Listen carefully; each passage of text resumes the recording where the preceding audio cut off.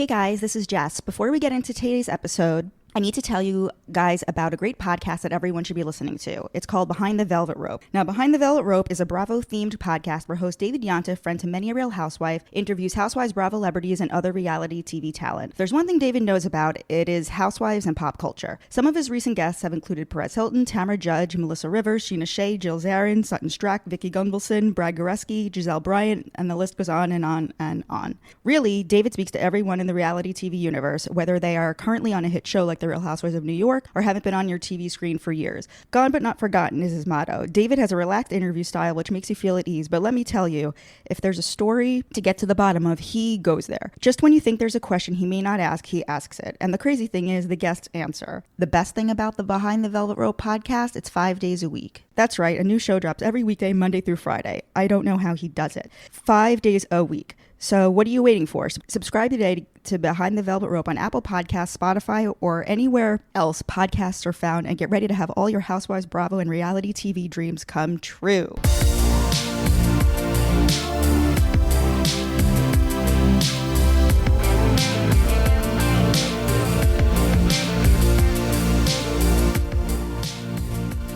Welcome back to Hot Takes and Deep Dives. This is Jess, and the time has come. The time has come for Astrology with Andy to do the Real Housewives of Potomac. What's up, Andy?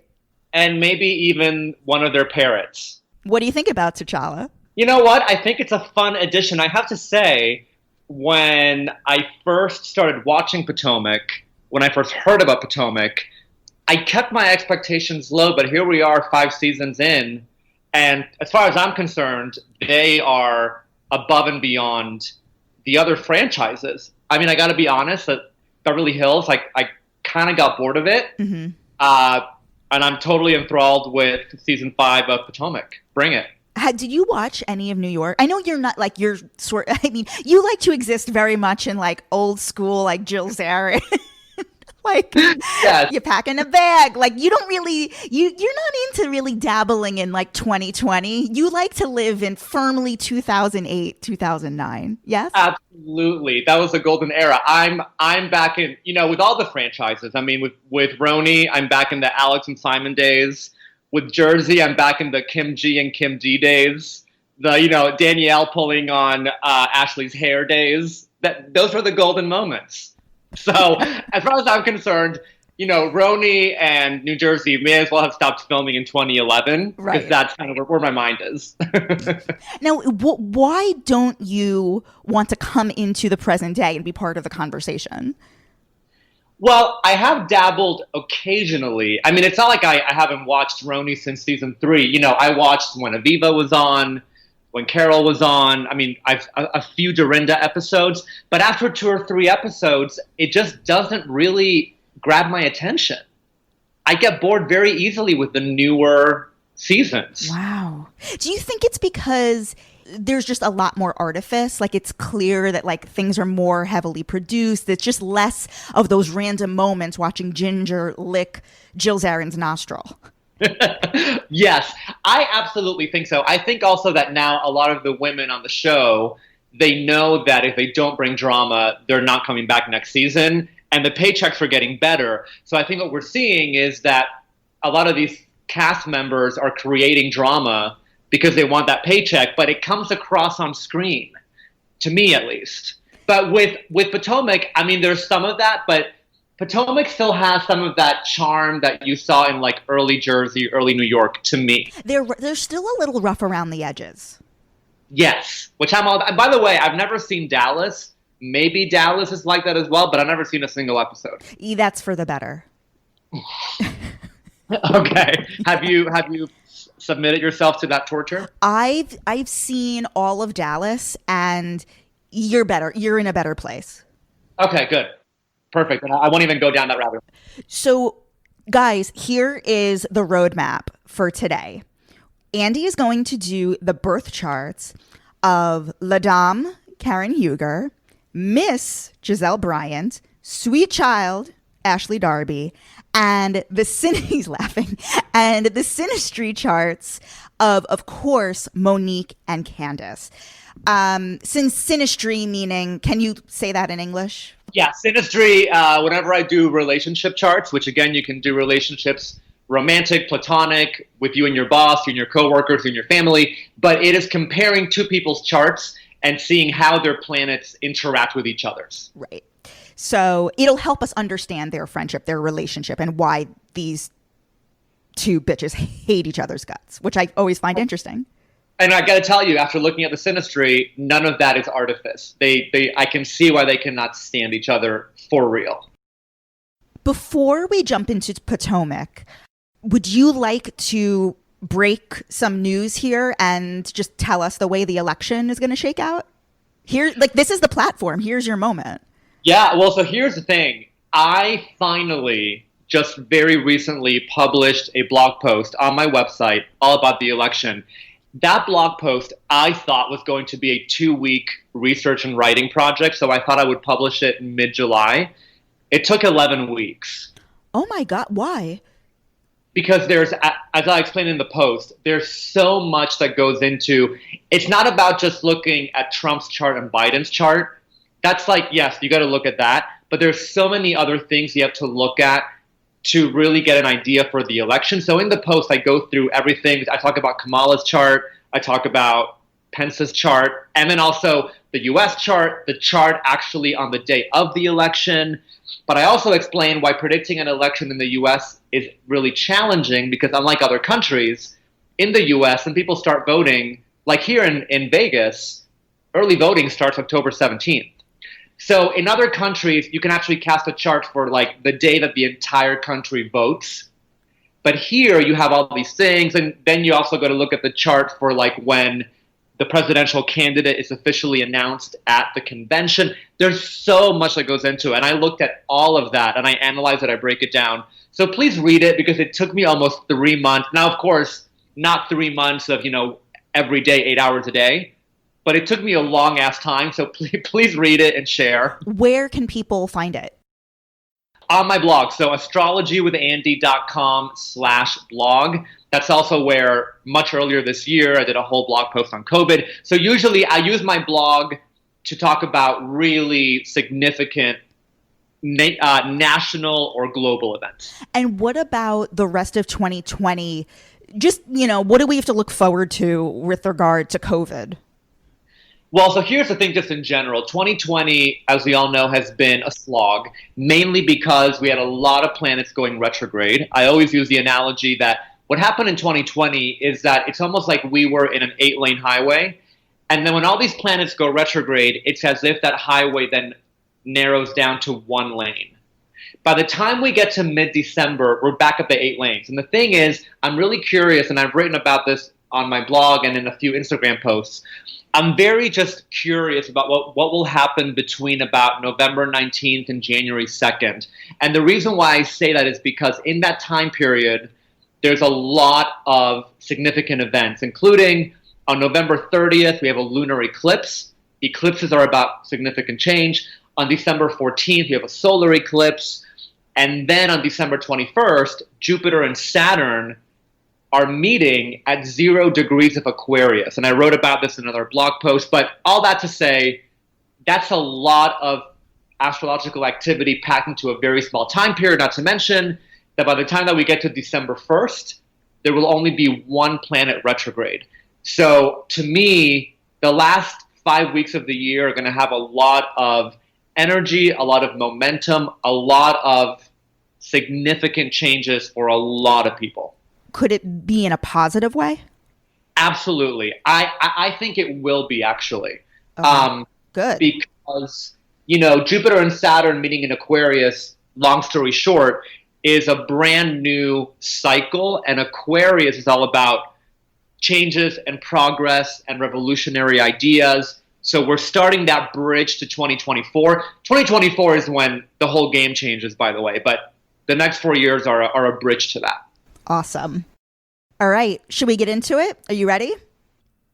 I am. Let's do it. Who do you want to start with? Let's start with La Dame herself, Karen Huger. Who never crumbles. Who never crumbles. So yeah, why don't you start for each one? Can we? For me at least, it helps me understand everything. Can you just break it down the easy, like the sun, the moon, and if you have the rising sign? Unfortunately, yeah. For all of these women, I could not find birth time, so I don't have a rising sign. Okay, so you can do their sun sign and their moon sign. And to start off, can you just explain the difference between the sun and the moon? Absolutely. So the sun is about your identity, your sense of self, your ego, healthy ego. The sun is about what you want.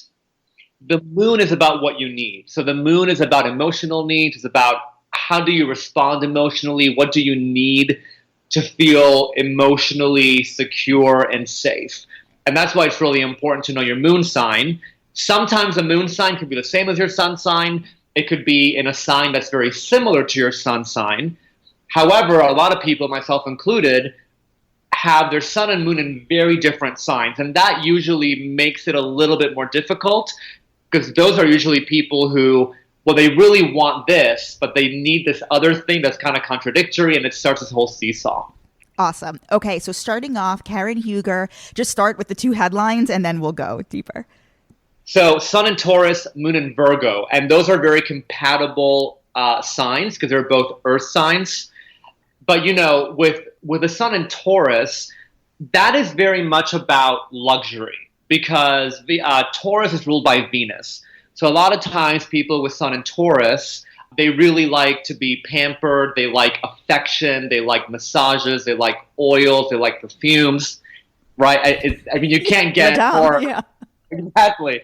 And and what I was going to tell people, and sometimes I say this in my readings, the things that I'm saying, and that's one thing I like about astrology, that there's a very solid base of knowledge.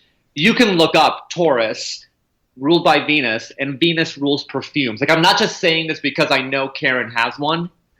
So you can't get more Taurus than that. But also, Taurus is extremely stubborn. Trying to change a Taurus's mind, good luck with that. She also you know 2 people in my life who are Taurus? Who? My mom and Piper, my long-haired chihuahua. Oh, and are they both very... They're both very stubborn. Yes. Yeah. True to their sign. Now, the thing is that, I always talk about how when we look at the sun, we also got to look at the aspects. The aspects are the angles the sun is involved in. Now, one very strong aspect that Karen has in her chart is that she has the sun in a trine aspect to Pluto. A trine aspect means 120 degrees away from Pluto. A trine is a beneficial aspect. So when you have the sun and Pluto in trine, they're getting along, and Pluto is supporting the sun. With that being said, Pluto is all about control and power and intensity. So people who have the sun trine Pluto are people who always like to have the last word. They like to run the show. And especially when you already have this much Earth energy, because she has the sun in Taurus, the moon in Virgo, this is somebody who, once they make up their mind, it is not changing. Now, she also has her sun in opposition to Neptune. The sun also represents the father, or your father figure growing up. Neptune, when it's in opposition, which is 180 degrees away from something, that's when you see Neptune's most negative qualities, which include deception, confusion, disillusionment. A lot of times, people who have the sun opposite Neptune are people who, growing up, their father was not really in their life. I don't know, I can't recall how much we know about Karen's father, but if she was one of my clients, I would really ask her about that relationship because I get the sense that there's a pretty significant wound from that relationship. I don't remember anything about her father. It may be something that I'm blanking out, something they dealt in the first couple of seasons, but I don't know. Or maybe it wasn't ever discussed. Yeah. Now, Moon in Virgo, again, what the Moon in Virgo needs most is control and order. The Moon in Virgo, they have to watch the fact that they usually like things in a very particular way. And if they're not done in that particular way, Virgo can get very frazzled because a Virgo moon needs predictability. They need structure. They need, the checklist, and they got to have everything in a certain way. So I always tell my Virgo moon people, they really need to learn how to go with the flow, especially when she also has the moon and Pluto very close to one another. Again, Pluto is the control freak. There's a lot of Pluto in this chart. So I'm not surprised that Karen is the Grand Dame. When you're saying about the control freak, it reminds me of when she had the press conference about her finances and just like had everyone sit down and they couldn't use their phones and they had to just like sit there. And then when they went up against her, she like became all frazzled, like truly. Exactly. Absolutely. And that's when you see it's interesting because I always explain to people that with our moon sign, on the one hand, we want to nurture it. So when you have your moon in Virgo, you want to give yourself some order. Because if you live, for example, some people may not care that their house is not spick and span. But a Virgo moon, that will bother them. So, it's good to know what your moon needs. At the same time, I always tell people you also need to challenge your moon a little bit. So when you have that moon in Virgo, and the way you challenge your moon, by the way, is that you look at the qualities of the sign opposite your moon. So opposite of Virgo, we have Pisces. Pisces is all about going with the flow, not worrying about everything has to be just so. So when you have a moon in Virgo, the way that you kind of balance it out is you need to take on a little bit more Pisces qualities to prevent that Virgo moon from becoming an OCD freak. I love it. Now, she also has Jupiter and Venus conjunct. Conjunct means right next to each other. The way that Jupiter acts is as a magnifying glass, and Venus is about our love language and what we need in relationships. Venus in Aries needs a lot of passion. They need to feel loved. They need to see that, and they need that sensuality and sexuality, especially with Jupiter conjunct Venus. I'm not surprised that, as we're seeing at least this season with Ray, there's definitely some issues there. And Karen is somebody who, with this chart, needs a partner who tells her how much she's loved, who gives her affection. I can see why they're having these issues, because with this chart, if she doesn't get that, that will make her feel really disheartened because her Venus is not being seen or acknowledged. So how has she stayed in this relationship for this long? Well, here's the interesting part. She has Venus in a quincunx, which is a 150-degree angle to Neptune. A quincunx is a really challenging aspect. It's one that requires a lot of kind of consciousness. She also has Venus quincunx Pluto. So her Venus is in two quincunxes, which are the most difficult aspects to have. Venus quincunx Neptune makes it very easy for you to kind of live in denial in a relationship. And Venus quincunx Pluto makes it so that a relationship can start to feel like bondage. So when you have Venus quincunx Pluto, it can be really difficult because this is the classic aspect for staying in a relationship that no longer serves you. But because Pluto is so binding, you also cannot extricate yourself. So her Venus is pretty challenged. Not surprised her relationship has not, maybe, I really think it hasn't been the most rewarding for her, to be honest. Totally. All right. Should we move on to Gizelle? The anointed one? The anointed one. Tell me everything. I love Gizelle. Tell me everything. All right, let's go with Gizelle. Well, Gizelle is a Virgo. Sun in Virgo. Now, moon. Okay, here's the thing with the moon. If she was born, okay, let's assume she was born in the Eastern time zone. But if she was born before about 4 or 4:30 p.m. Eastern, she has a Sagittarius moon. If she was born after, she has a moon in Capricorn. I'm going to say, I think she has a Sagittarius moon. Yeah, I feel that way too. Yeah, because the Sagittarius moon needs, they need their freedom. They need to be outspoken. They need to kind of just do their thing. If she was a Capricorn moon, I think she would be a lot more reserved. And I'm not getting that from Gizelle. I'm getting a fire sign moon from her. But, she does have the Sun in Virgo, Mercury in Virgo, and Mars in Virgo. A lot of Virgo energy here as well. And I can see that as well because, to me, Gizelle definitely has a lot of that. She wants what she wants. It has to be a certain way. And even if other people are telling her opinions, that maybe what she's doing is not the best idea, like her children telling her that maybe getting back with this guy is not the best idea. In true Virgo form, it's what she wants and she's going to do it. She does have, which is an exact aspect, she has Mercury and Saturn in a trine. So Mercury is how we communicate. And Saturn is about authority. And Saturn doesn't play any games, and Saturn does not beat around the bush. Now, also worth pointing out that with Mercury in Virgo, that is another example of somebody who gets right to the point. If you have Mercury in Pisces, for example, you're somebody who beats around the bush and, a 2-minute story, you tell it in 20 minutes. Because again, Mercury is how we communicate, and Pisces is a little bit all over the place. So Mercury in Virgo and trine, an exact trine, they're exactly 120 degrees away from each other to Saturn. That is somebody who does not mince words. But also, Virgo is not malicious. Virgo simply likes things to be told for what they are.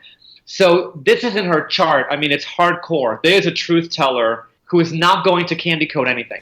This makes complete sense. Like, she being the one who very succinctly and plainly tells Ashley what Candiace gets on the cell phone from her friend, and also the way in which she kind of is narrating the season, sort of depicting what happened. With this rumor that Monique was cheating with her trainer on the husband. This actually checks out completely. Yeah, when I saw it, I was like, of course. And what's also interesting is that she has Mercury and Pluto conjunct one another, again, right next to each other. And whenever Pluto is right next to either your Sun, Moon, Mercury, Mars, or Venus, it really, what we call in astrology, Plutonizes that planet. Plutonizes? Yeah. It infuses the other planet with a lot of Pluto. And the classic Pluto conjunct Mercury means that the way you communicate is very Plutonian in nature, meaning that Pluto is like a nuclear bomb. So when you have Pluto conjunct Mercury, the way that you communicate and speak is very Pluto. It is extremely matter of fact. And, let's not forget that Pluto is the planet of whatever is hidden. Pluto rules secrets. And Pluto brings out whatever everybody else wants to bury underground or hide into a closet. Pluto brings it out.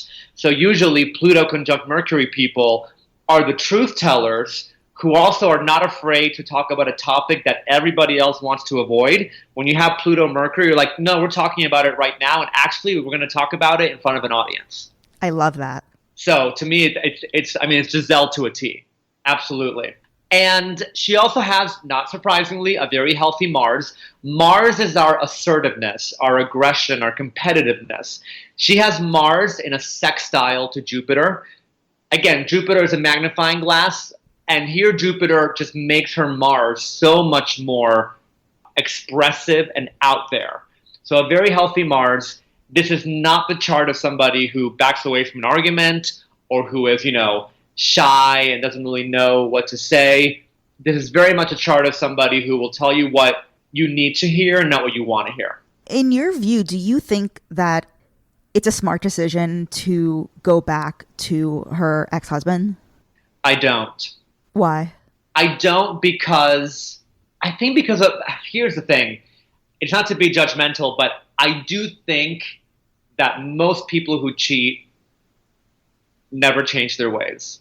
That's just my 2 cents. Mm-hmm. And given that it wasn't even we broke up amicably or we just were in different places in our life, I mean, let's not forget, what was it? He was hiding his salami? Is that our quote? Yeah. Right. So to me, it's like, granted, you could say 10 years went by, but why even go back to that well? She loves him, I guess. Yeah. I'd have to look at their synastry. Maybe it works. But, the other thing with Gizelle is that she has Neptune opposite Saturn. And Saturn is the reality check. Neptune is self-delusion. When somebody has Neptune opposite Saturn, these are people who can very easily lie to themselves, and they can see particular things through rose-colored glasses. So if you're one of my clients, I would tell her, with this aspect, what you need to do is go more to Saturn, because you have a tendency here to see what you want to see. Yes, exactly. Anything about else for Gizelle before we jump into sweet, sweet baby Ashley? Well, all I will say is that in December of this year, January of next year, she does have a challenging transit where Saturn will be squaring her Venus. So December or January, I would just watch what's happening for her romantically. Ooh, interesting. That might be a challenging time. And it's not to say, I don't want to say, when Saturn squares your Venus, you will break up. I'm not saying that. What I am saying is that Saturn is a reality check. So when Saturn squares your Venus, which happens every 14 years, it's not like it happens every week, that is a time when any existing relationships, anything in the infrastructure that is crumbling or not very well laid down will become obvious, so you can do something about it. So, but FYI, that's what I see for her coming up. Great. And okay, Ashley Darby. There's a lot. I want to hear everything that you have to say about this. Well, by the way, before we go on to Ashley, can somebody get me another beer? Because I'm sitting in this restaurant getting paid to share my personal life, but I want to bitch to a producer. Should we cut? Please. By the way, that producer was kind of hot. Yes, that was interesting.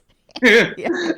Yeah, have you noticed like the producers that they keep, even on the Beverly Hills, they showed a producer who was like getting involved with Denise and Kyle. It's very interesting to get a look at some of these producers. I'm sort of loving that. You're like, oh, what's their story? Totally. I now want like an after show about the producers of these shows. All right. Ashley is Sun in Gemini, Moon in Aries, which makes perfect sense to me. And, it's interesting. She has the Sun, Mercury, and Venus. So here's the thing about astrology. I also said this last time on your podcast. I know the Sun and Moon are not planets. Please don't at me. I know my astronomy. We just call them planets in astrology for easy reference. My point is that in astrology, there's 5 personal planets. Sun, Moon, Mercury, Venus, Mars. The others are not personal planets. I say that because Ashley has the Sun, Mercury, and Venus in Gemini. That's 3 personal planets in Gemini. So that's a lot of Gemini energy. Gemini is restless. They can get very easily bored. They like variety. They also are very witty. And I do find Ashley to me, she's fun to watch and fun to listen to. With me, I think Ashley always has that little bit of unpredictability to her where you don't really know what she's going to say, which is a very Gemini trait. Yeah. Now, very interesting, a few things. Number one is that she has Venus conjunct right next to Chiron. Chiron is an asteroid, but we use it in astrology, and it's known as the wounded healer. Everybody has Chiron somewhere, but Chiron represents a pretty significant wound that you have that you need to work on. And usually the way that I read it, because Chiron moves pretty slowly, I don't look at the sign that it's in, I look at the house placement. Now, of course, I don't know her houses because I don't have her birth time. But I also pay attention if Chiron is close to a planet. Chiron conjunct, or right next to Venus, is a classic aspect of somebody who is going to have significantly painful relationships. Oh. Yes. I'm not surprised, and this is all assumption, but I'm not surprised that somebody like Ashley, who has Venus conjunct Chiron, is in a relationship with a partner who, from what I see at least, doesn't really seem to respect her in any way or care about her. That is classic Venus Chiron. And in fact, when I have had clients with this aspect, I always tell them to be very careful, because with Venus conjunct Chiron, you can fall prey to a narcissist very easily. Interestingly enough, she also has Venus retrograde in her chart. So when she was born, Venus appeared to move backwards. I always tell people planets don't actually move backwards. It just looks like that from our vantage point.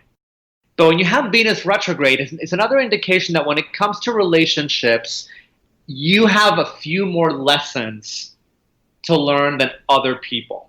So between that and Venus conjunct Chiron, this is somebody who, I'm not saying that she will never be happy, but this is somebody who this is not the chart of somebody who, meets their sweetheart at 19 and they get married and they're married for 50 years. Some people have to stumble through several relationships in order to land on the one that's the most secure for them. Absolutely. And with Venus conjunct Chiron, the thing is that, and this is not, I know it sounds like such a platitude, but it truly means this. Until she really understands her value and values herself, she's going to continue living out that idea of having no self-worth will be reflected back at her from partners who don't respect her. Talk to me about, so she's chosen to have children with Michael Darby. And it's so interesting that like she just revealed that she's pregnant again after this second, I don't want to, well, these aren't cheating allegations. They're in an open relationship. So this isn't cheating. At least we can call them public embarrassments. Yeah, and by the way, tell me if you agree with this, because the vibe that I got from that conversation at the restaurant is that their understanding was we can have threesomes.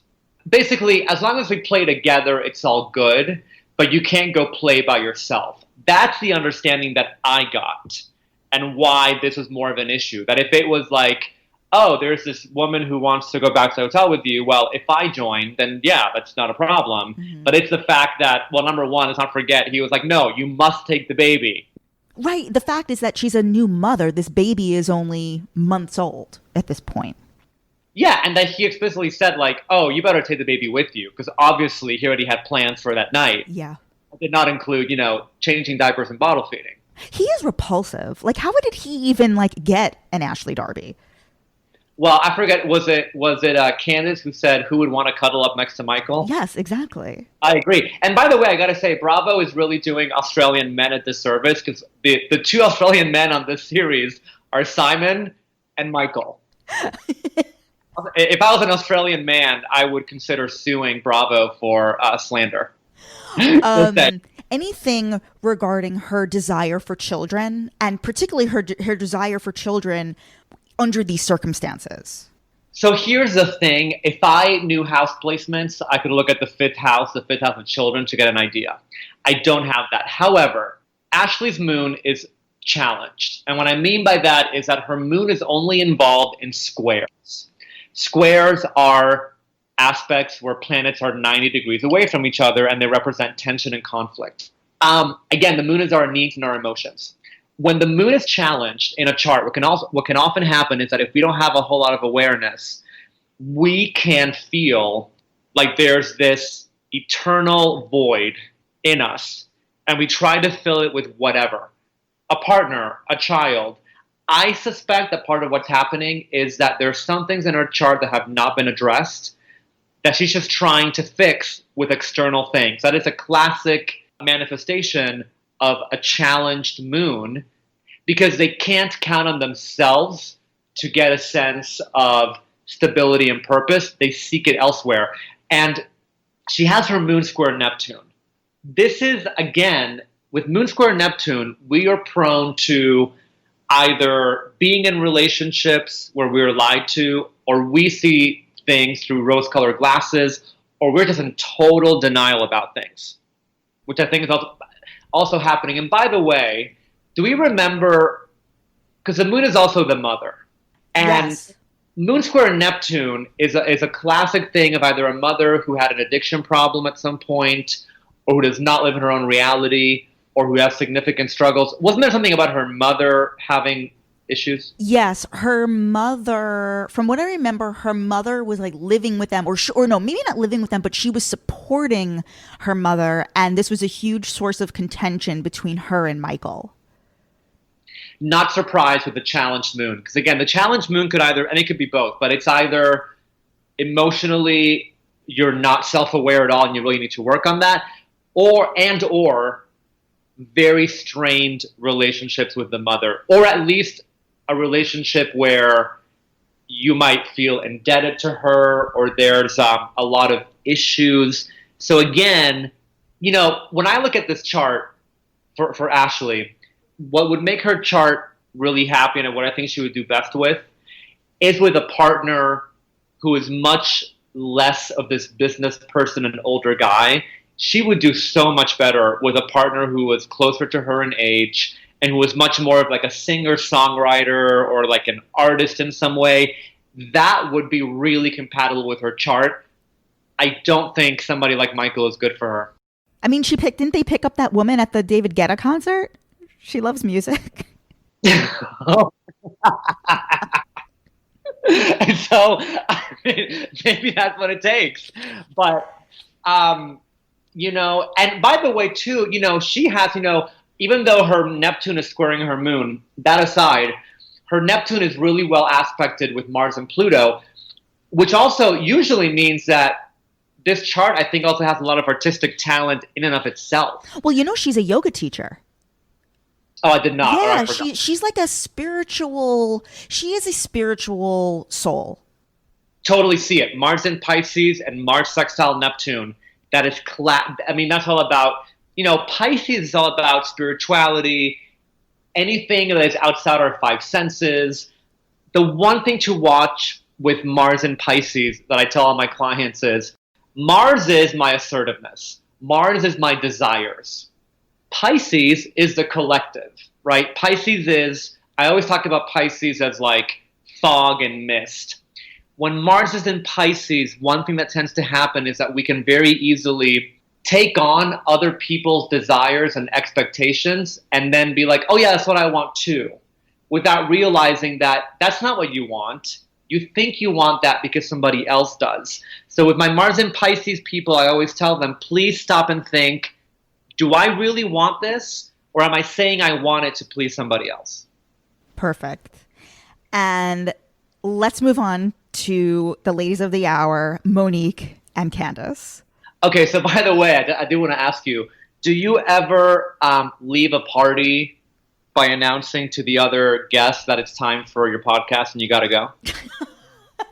Because that's just a beautiful way to exit. All the time. All right, so let's go on to these two ladies. So here's the thing. I am not at all surprised that they cannot stand each other. Now, with that being said, obviously, I'm not advocating for the way they're doing this. And we know how it is that if you think of somebody who you really don't like, you might say, well, I just ignore them. But if you think about the fact that you have to film with them and you're spending 8 hours and other people are like stirring the pot, I can see how very easily you would get riled up and just say things that are not particularly very nice. So I get it. What are each of their sun signs? Oh, yes. So, well, and this is, I'm so glad you asked that, because this is what I always say. You have to look at a chart holistically, because if you look at their sun signs, Monique is a Libra and Candiace is a Sagittarius. And if you go by sun signs, you'll hear that these two are compatible.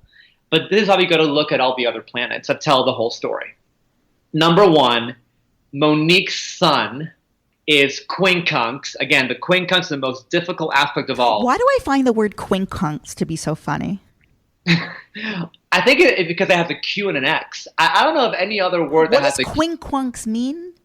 150 degrees. Quincunx. Okay, keep going. And Quin means five. Yes. Latin 5. And then I think Cunx is 100. Oh, okay. So 150. See, look at this. You're even learning Latin on Jess's podcast. What podcast does Housewives, astrology, and Latin lessons?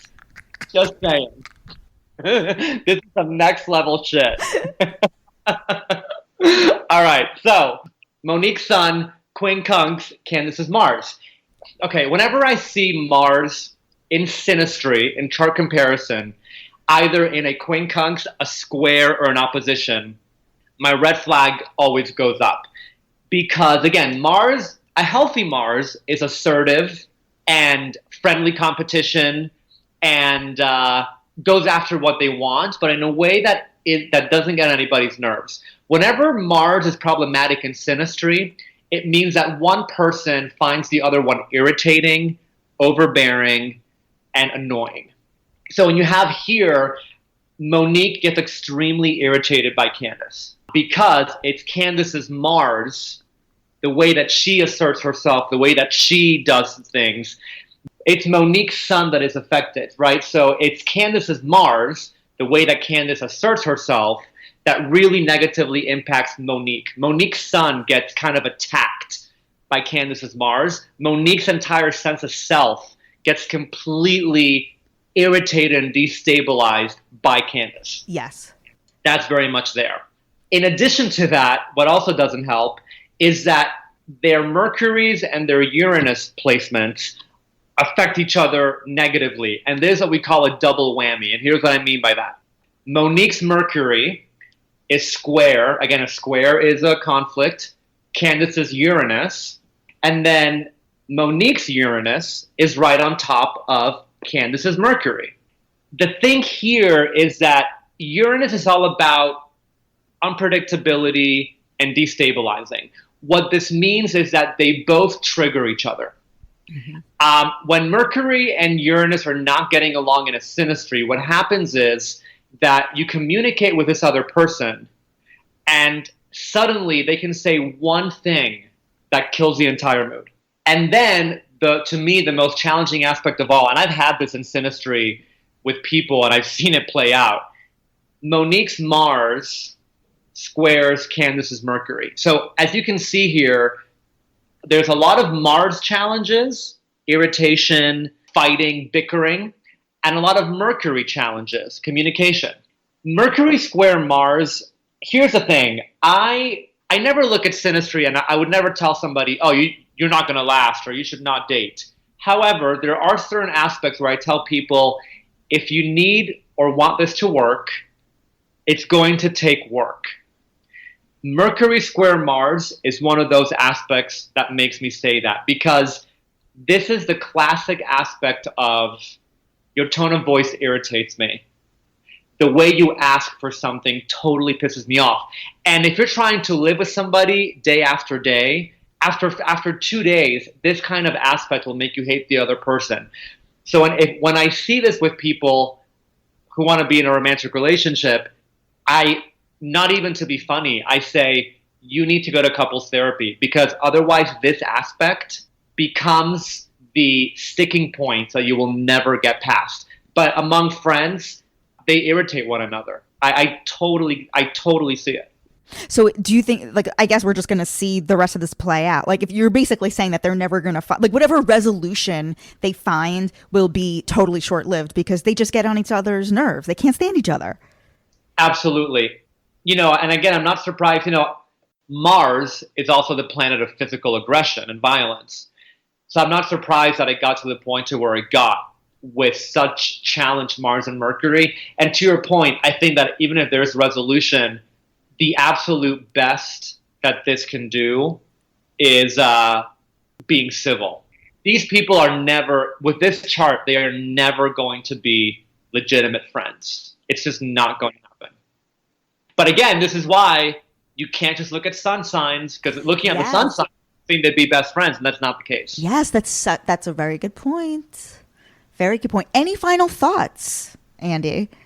I think it goes to show how, again, astrology, I always tell people your chart really is like a fingerprint because it's really unique to you. Somebody who was born same day as you in the same place 30 minutes later, they have some commonalities with your chart, but it's a different. And so what we're seeing here is that when you look at somebody's whole chart, you can really hone in on these things that we see play out. And mind you, we see a very edited version of their life.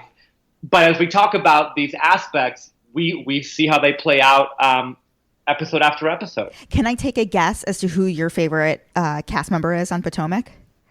Sure. I think it's La Dame. It is? I knew it. How did you know? Because you love a diva. You love Mariah Carey. She is the Mariah Carey of Potomac. Absolutely. She really is. I mean, that whole thing with her on the throne and that guy singing Telegram. Yes. Beautiful. Amazing. Amazing. And I also love her taglines. The Grand Dame doesn't the Grand Dame doesn't repeat history. She makes it. And she never crumbles. I mean, I think every single tagline of hers I've loved. I love season 2. Potomac put me on a pedestal, and the view is spectacular. How can you not love that? Adore it. All right. So we are busy prepping. I mean, this really closes out the Potomac portion, but you guys, we are prepping for Mariah Carey's book. Her book is coming out. It may actually be out by this point, but we are going to be doing a very special top 10. I know Andy, he's staying up all night. He is cramming for the SATs. He is just bloodshot in the eyes trying to finish his list. What have you narrowed it down to? I'm down to 24. What? Yeah. Wait, you have a top 24? Well, it started with the top 40. Because mind you, I have been a Mariah stan. I know all her B-sides. I know all the album cuts. So we're down from 40 to 24. I got to cut it down to 10. My list is done. I know, but it's just a struggle because on some days, like, one is in, one is out. I know. I might have to pull a Jesse Spano from Saved by the Bell and just take caffeine pills one night and just stay up all night crafting the final 10. And by the way, you know what else it is? That I have so much as a true lamb, which, by the way, to those of you who are uncultured, is the name for Mariah's fans. We know, Andy. Everyone knows that. Does everybody who listens to your podcast love Mariah? How the fuck do I know? Probably not.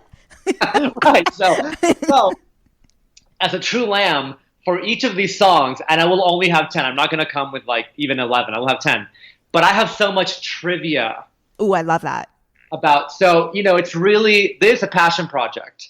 And I can't wait. I love it. I'm excited. So yeah, well, the next thing that Andy and I are doing together, which is going to be very soon, is going to be we're combining Mariah Top 10 with our book review for The Meaning of Mariah Carey, which is her memoir. And I'm not going to spoil it, and please don't spoil it either, but for the end of the year, in the month of December. Oh, we can't talk. No. Shh. A very special, I want to say it's a very special episode. That's what I'm saying. A very special episode in December. Yeah, we can't talk about that yet. Okay. All right. God, I mean, geez, wow. This has been eye-opening. So if people want to chat with you, where can people find you online? My website, astrologywithandy.com. That's also where you can book readings. And by the way, from Black Friday until Cyber Monday, I will have my annual sale. I only do one sale a year. I'm not one of those people who does, I don't do like Veterans Day, Labor Day, July 4th. It's only Black Friday to Cyber Monday. So if you are a little bit low on coins, I recommend waiting until then to book a reading because they'll be discounted. But otherwise, you can book there, and you can find me on Instagram. I am Astrology with Andy. Fantastic. Oh, I love that you're doing the Black Friday sale again. That's great. Yeah, and this time it's being extended all the way through Cyber Monday, so you have 4 days to do it. A little disappointed that there's no Veterans Day sale, but we'll take what we can get. I know. No shade to the troops. I just, I actually think it just looks kind of tacky when a website is like, we have a sale every other week. It's like, it seems desperate. Well, that's every site. Like Jonathan Adler, which is like a very expensive store. They have sales literally every other week. 20% off. To me, that just looks, I don't know. To me, that just looks uncouth. Well, it just looks like they can't move their product. Yeah. And the Grand Dame would not approve. So I'm not doing it. Good. Very good. All right. Andy, we love you. Follow Astrology with Andy. You guys can follow me, Jess XNYC. Be sure to follow the show account, Hot Takes Deep Dives. And Andy and I will see you guys really soon. Bye. Bye.